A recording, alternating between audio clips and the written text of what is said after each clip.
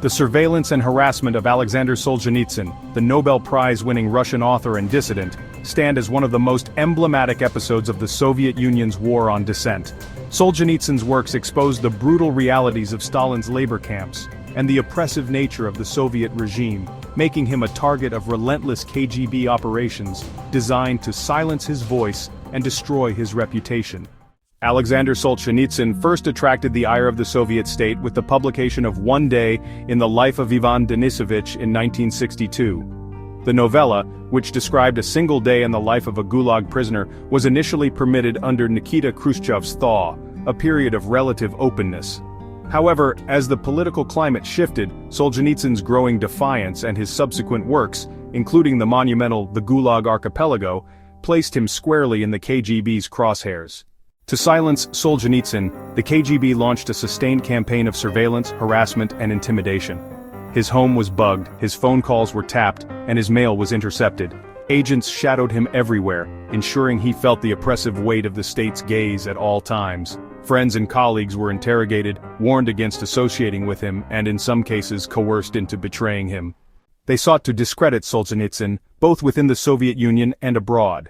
Propaganda campaigns portrayed him as a traitor, a reactionary, and an agent of Western imperialism. The state-controlled media accused him of slandering the Soviet people and spreading lies to weaken the nation. To isolate him further, the KGB spread rumors about his mental health and personal life, hoping to tarnish his image among his supporters.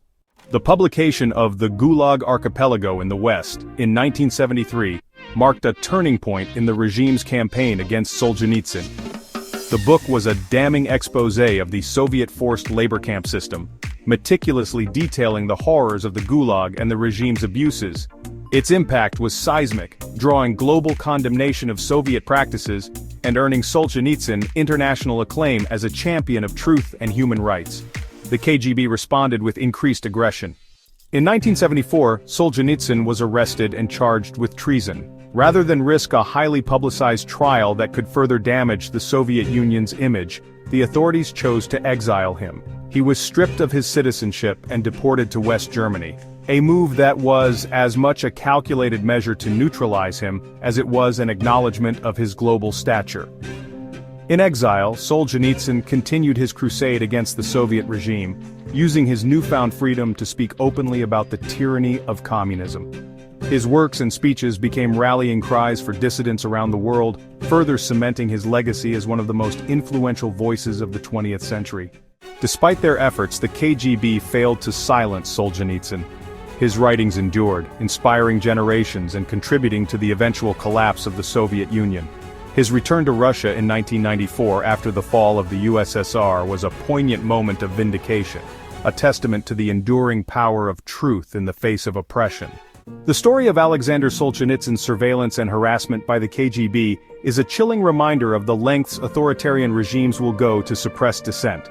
It highlights the courage of individuals who stand against tyranny, even at great personal cost. Solzhenitsyn's legacy is a testament to the resilience of the human spirit and the transformative power of words in the fight for justice and freedom.